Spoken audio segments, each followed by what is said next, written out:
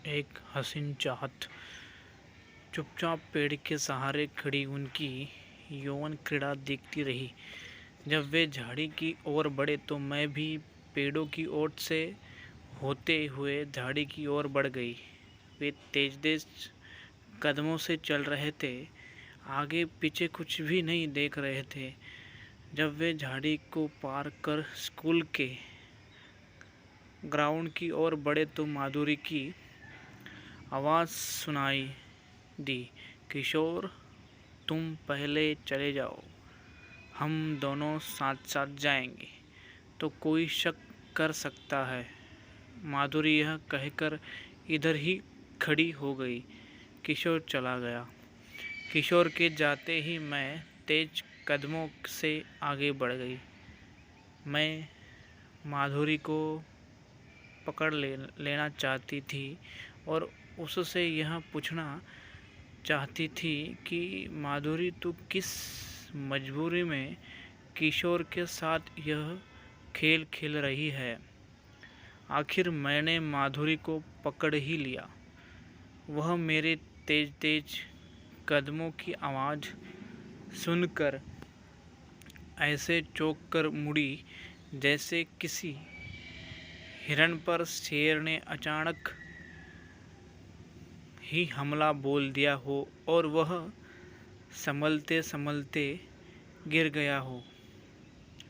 माधुरी मुझे वहाँ देखकर हैरान ही नहीं थी, बल्कि काफ़ी डरी हुई थी। उसका चेहरा सफ़ेद पड़ गया था।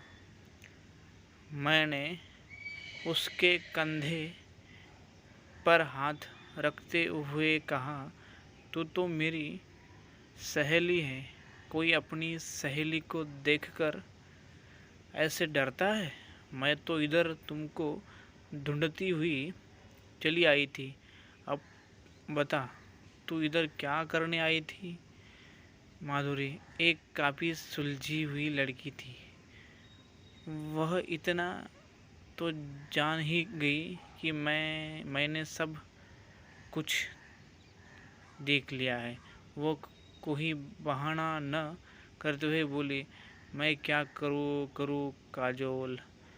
जैसे कोई युवक हस्तमैथुन का आदी हो जाता है, वैसे ही मैं भी मर्दानी बाहों के स्पर्श की आदी हो गई हूँ। मैं चौंक गई। तू यह क्या कह रही है। मैं सच कह रही हूँ। एक शाम को मैं किशोर के साथ स्कूल के गेट से बाहर हुई तो वह बोला, चलो आज स्कूल के पिछवाड़े वाले बाग में चलते हैं। मैं तैयार हो गई। हम बाग में पहुँचे तो किशोर ने अचानक ही मजाक मजाक में मेरी छाती पर हाथ फेर दिया। मैं सच कह रही हूँ, मेरे रोम रोम खड़े हो गए। पूरे बदन में सिहरन सी दौड़ गई। किशोर ने एक कुशल खिलाड़ी की तरह फिर दोबारा मेरे पास आकर मेरे कंधे को सहला दिया।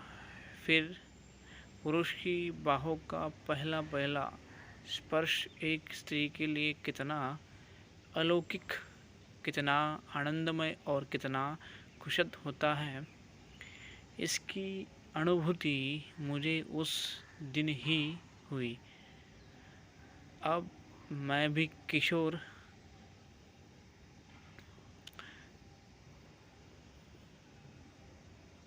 चैनल को सब्सक्राइब करो।